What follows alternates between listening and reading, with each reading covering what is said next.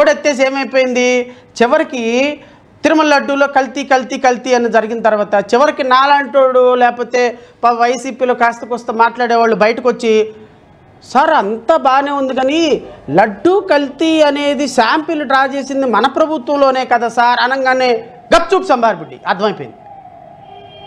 అమ్మని అమ్మ ఎక్కడో తేడా జరిగిందే, నిజమే కదా, మన ప్రభుత్వం హయాంలోనే కదా లిఫ్ట్ చేసింది శాంపిల్. మరి మన ప్రభుత్వం హయాంలో లిఫ్ట్ చేస్తే 2019-24 తప్పు జరిగిందని ఎలా అనగలం? అర్థం కాల. మొఖాలు మొత్తం మాడిపోయినాయి.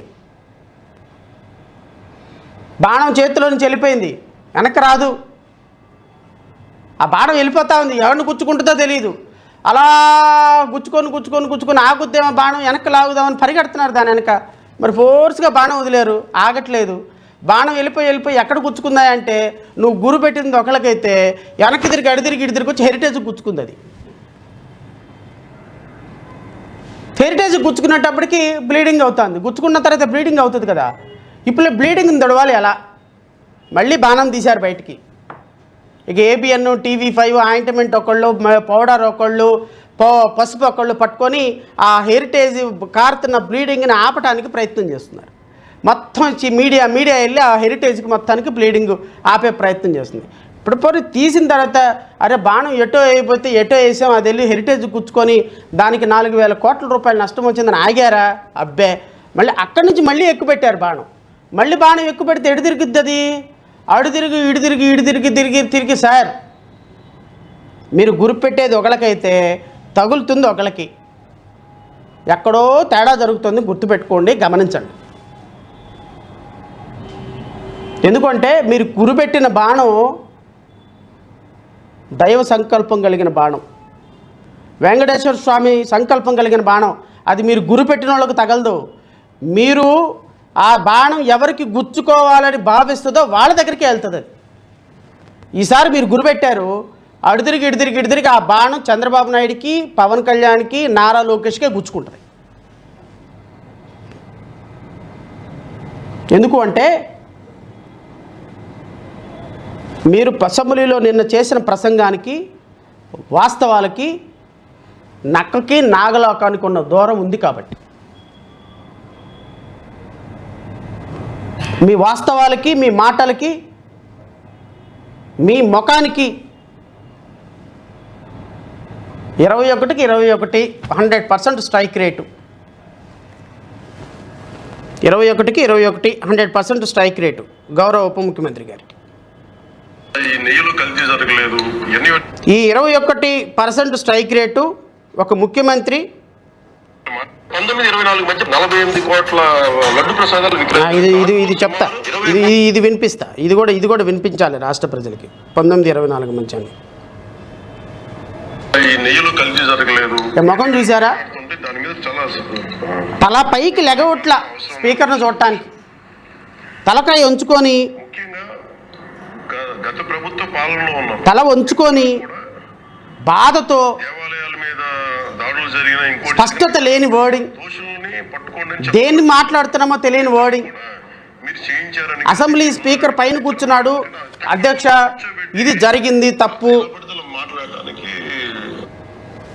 ఇదిగో ఈ తప్పు ఇలా చేశారు, ఇదిగో ఈ ఎంక్వైరీ వేసాం, ఈ కమిటీ వచ్చాం, ఇలా పనిష్ చేస్తున్నామన్న మాటలే లేవు. వచ్చింది, అయిపోయింది, రిపోర్ట్ వచ్చింది, రేపు ఎల్లుండి చేస్తాము అంటే నేను వాటిని వ్యక్తిగతంగా విమర్శించటంలా, మీలో నిజాయితీ లేదు కాబట్టి మాట బయటకు రావటంలా. ఈ వ్యక్తి మాట్లాడితే ఎలా ఉంటుందో తెలుసా? 4000 వర్డ్స్ స్పీకర్లు అవసరం లే ఈయన మీటింగుల్లో మాట్లాడితే.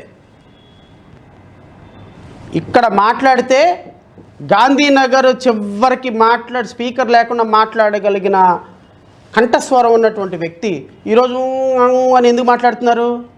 వాళ్ళ దాంట్లో అబద్ధాలతోటి ఫౌండేషన్ వేశారు కాబట్టి, అబద్ధాలతోటి నెయ్యి అనే అంశాన్ని, బాణాన్ని వదిలారు కాబట్టి ఈరోజు దిమ్మ తిరిగి సినిమా కనపడుతోంది.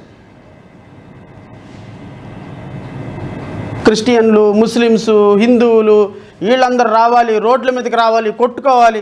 ఎందుకు కొట్టుకోవాలి, ఎందుకు రోడ్డు మీదకి రావాలి, ఎవరి కోసం రావాలి, ఏం జరిగిందని రావాలయ్యా పవన్ కళ్యాణ్?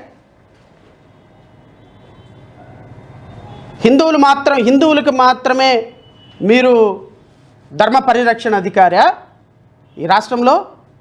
మరి అట్లాంటప్పుడు రాజ్యాంగం మీద ప్రమాణం చేయకుండా ఉండాలి. నీకు ఇంకొకసారి ప్రియాంబుల్ కాన్స్టిట్యూషన్ చదివి వినిపిస్తా ఫర్ ది సేక్ ఆఫ్ జన సైనిక్. ప్రియాంబుల్ అని ఒకటి ఉంటుంది కాన్స్టిట్యూషన్లో, దీన్ని డాక్టర్ బిఆర్ అంబేద్కర్ గారు రాశారు. బహుశా ఆ మనిషి అంబేద్కర్ గారి పేరంటే కానీ ఆయన ప్రిన్సిపల్స్ ఏమి లేవు కాబట్టి ఇంకొకసారి చదివి వినిపిస్తా. కాన్స్టిట్యూషన్లో ఏం చెప్పారంటే పవన్ కళ్యాణ్ గారు, మళ్ళీ ఇంకోటి కూడా చెప్తా, నాకేం సంబంధం కాన్స్టిట్యూషన్ అంటారేమో మీరు, నాకేం సంబంధం అంటారు కాబట్టి కాన్స్టిట్యూషన్లో ఒక ప్రొవిజన్ ఉందయ్యా, article 164. Other provisions as to ministers, the chief minister shall be appointed by the governor and the other ministers shall be appointed by the governor on the advice of the chief minister, and the ministers shall hold the office during the pressure of the governor, provided that in the state of so and so the total number of the ministers including the chief minister in the council of ministers in a state shall not exceed 15%. So article 164 ప్రకారం గౌరవ ఉప ముఖ్యమంత్రి గారు article 163 ప్రకారం Indian constitution ప్రకారం మీది రాజ్యాంగబద్ధమైనటువంటి పదవి. రాజ్యాంగబద్ధమైనటువంటి పదవిలోకి వచ్చే ప్రతి ఒక్కరు చేయాల్సిన ప్రతిజ్ఞ ఏంటో నేను మీకు చెప్తా. The preamble, this is the preamble of Indian constitution. We, the people of India, having solemnly resolved to constitute India into a sovereign, socialist, secular, democratic republic and to secure to all its citizens. అంటే sovereign, secularist, sovereign, socialist, secular, democratic and republic. Sir secular అంటే అర్థం ఏంటో మళ్ళీ మీకు చెప్తాను sir, ఎందుకంటే మాకు తెలియకపోవచ్చేమో. ఈ దేశంలో రాజ్యాంగబద్ధ పదవిలో ఉన్న ప్రతి మినిస్టర్ క్రిస్టియన్, ముస్లిం, హిందూ మత భావాలకి అతీతంగా పనిచేయాలి. This is a secular country. This is a secular country. Who are you? ఈ రాజ్యాంగం హక్కు ఇచ్చింది క్రిస్టియన్లు బతకటానికి, ముస్లిమ్స్ బతకటానికి. మీరెవరండి వాళ్ళని సెకండ్ గ్రేడ్ పీపుల్గా, మీరెవరండి వాళ్ళని సనాతన ధర్మం, ఆ ధర్మం, ఈ ధర్మం, మీరు ఇక్కడి నుంచి వెళ్ళిపోండి అంటానికి? మీరెవరండి ఇక్కడ సనాతన ధర్మాన్ని నాశనం చేస్తున్నారు? మీ ధర్మానికి నాశనం జరిగితే మీరు బయటకు రారా, రోడ్ల మీదకి రారా, హిందువులందరూ బయటకు రారా?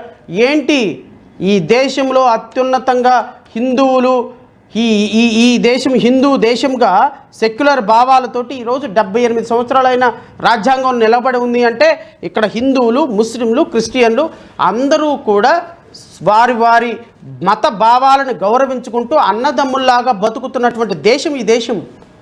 ఈ రోజు వరకు ఆంధ్రప్రదేశ్ రాష్ట్రంలో నువ్వు హిందూ, నువ్వు క్రిస్టియన్, నువ్వు ముస్లిం అని అక్కడక్కడక్కడ గొడవలు ఉంటాయేమో, కానీ ఈ రాష్ట్రంలో బ్రతికే ఏ ఒక్కళ్ళకి కూడా నువ్వు హిందూ, నువ్వు క్రిస్టియను, నువ్వు తిరుమత వెళ్ళకూడదు, నువ్వు కాకాని తోట రాకూడదు, నువ్వు గుణదలు రాకూడదు ఎవరు లేరు. నాకు తెలిసి కొన్ని వందల మంది హిందువులు కాకాని తోట వస్తారు, కొన్ని వేల మంది క్రిస్టియన్స్ అక్కడికి తిరుమల వెళ్ళాల్సిన సందర్భంలో మా మిత్రులతో పాటు, వాళ్ళతో పాటు, వీళ్ళతో పాటు చాలామంది వెళ్తారు. మాతో పాటు ఎంతమంది క్రిస్టియన్స్ రారు? అరే ముస్లిమ్స్కి మీరే చెప్పారు, నేను దర్గాకి వెళ్తాను, అక్కడికి వెళ్తాను, ఇక్కడికి వెళ్తానని ఇంతకుముందు వీడియోస్లో. దర్గాకి వెళ్ళటానికి, క్రిస్టియన్స్లోకి రావటానికి మీరు ఎవరండి? మీరు తిరుమలకు జరిగిన అన్యాయం ఏంటి? ప్రసాదానికి జరిగిన అన్యాయం ఏంటి? మీరు అసెంబ్లీలో మాట్లాడేదేంటి? హిందూ మత క్రిస్టియన్స్ మధ్య మీ గొడవలు పెట్టే పద్ధతి ఏంటి? అసలు మీరు ఉప ముఖ్యమంత్రి అయినా, మీరు మంత్రి అయినా, రాజ్యాంగం మీద ప్రమాణం చేసి మీరు ఈ స్థాయికి వచ్చారా? ఏమైనా సిగ్గుందా? ఏమైనా శరం ఉందా? మనం మాట్లాడేదానికి ఏమైనా సొంతనుందా, పొంతనుందా? ఎందుకు మనం ఏం మాట్లాడుతున్నాం? మనం ఏ ధర్మాన్ని పరిరక్షిస్తున్నాం? మనం పోనీ ధర్మాన్ని పరిరక్షించడానికి మనకు వ్యక్తిగతంగా ఉన్న క్వాలిఫికేషన్ ఏంటి? సనాతన ధర్మాన్ని, హిందూ ధర్మాన్ని బతికించడానికి మనకు వ్యక్తిగతంగా ఉన్నది ఒక సినిమా యాక్టర్ అనేటువంటి ఒక విధానం తప్ప మన వ్యక్తిగత జీవితంలో ఏమైనా దీనికి పొంతనుందా? ఎవరిని ఎందుకు విమర్శించాలి? ఒక కమ్యూనిటీని హిందువులకి, క్రిస్టియన్లకి, ముస్లిమ్స్కి ఈ రాష్ట్రంలో ఎప్పుడు గొడవలు లేవు sir. Because of you, because of your government ఈరోజు ముస్లిమ్స్కి, హిందువులకి, క్రిస్టియన్లకి మధ్య గొడవలు వచ్చే పరిస్థితి ఏర్పడుతుంది. మీకు 21కి 21 సీట్లు కేవలం ఒక కమ్యూనిటీ వాళ్ళు వేసినందువల్ల వచ్చినాయా సార్? వాళ్ళు ఓట్లు వేయలేదా? పవన్ కళ్యాణ్కి ఓటు వేసినటువంటి ముస్లిమ్స్, క్రిస్టియన్స్ మీరు ఒకసారి ఇంట్రాస్పెక్ట్ చేసుకోండి. వారి పార్టీ వ్యక్తులకి ఈరోజు మీరు ఓట్లు వేసినటువంటి వ్యక్తులు ఒకసారి మీ పునరాలోచించుకొని మీ యొక్క అంతరాత్మను ప్రశ్నించుకోండి. మనం కనీసం తినేది మనకు అన్నమే అయితే ఎక్కడో వెంకటేశ్వర స్వామికి జరిగిందని ఒక ఆరోపణ వస్తే దానికి ముస్లిమ్స్ని, క్రిస్టియన్స్ని, చర్చిల్ని, మసీదుల్ని తీసుకొచ్చి అంటగట్టి వాళ్ళతో గొడవలు పెట్టేటువంటి సంస్కృతి సాక్షాత్తు ఒక ముఖ్యమంత్రి, ఉప ముఖ్యమంత్రి చేస్తుంటే మన ఆత్మ పరిశీలన చేసుకోవాల్సిన అవసరం ఈ కమ్యూనిటీస్కి లేదా? ఈ కమ్యూనిటీస్లో ఓటర్స్కి లేదా? అంత సిగ్గు, అంత చీము రక్తం లేకుండా బ్రతుకుతున్న బ్రతుకులా?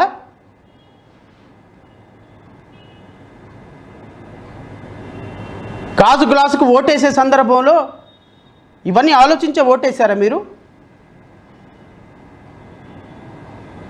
ఎలక్షన్స్కి ముందు ముస్లిం టోపీ ఒకటి పెట్టుకొని, ఎలక్షన్స్కి ముందు సిలువ ఒకటి వేసుకొని ఊరు వాడ ప్రచారం చేసినప్పుడు లేదా ముఖ్యమంత్రి గారు చంద్రబాబు నాయుడు గారు, ఉప ముఖ్యమంత్రి పవన్ కళ్యాణ్ గారు, నారా లోకేష్ గారు? ఈరోజు వాళ్ళు మీకు చేదైపోయినారా? ఈరోజు వాళ్ళు మీకు అంటరాని వాళ్ళు అయిపోయారా? ఈరోజు వాళ్ళు మీకు, నేను తెలుగుదేశంలో, జనసేనలో ఉన్న నాయకులను కూడా ప్రశ్నించుకోమని కోరుతున్నా. ఇది మీ స్థాయి. మీ పార్టీల వెనుక ఉన్న జనాల్లో ఇది మీ స్థాయి. రేపొద్దున 2029లో వెళ్ళండి నియోజకవర్గాలకి, వెళ్ళండి ముస్లిం పేటలకి, వెళ్ళండి క్రిస్టియన్ పేటలకి. చెప్పులు చాటలతోటి మిమ్మల్నే కాదు మీ కార్యకర్తలు, మీ నాయకులను కూడా తరిమి పొలిమేరల అవతల కొట్టకపోతే చూస్తూ ఉండండి. జడా శ్రావణ్ కుమార్ ఇంకోసారి మీడియా ముందుకు రాడు.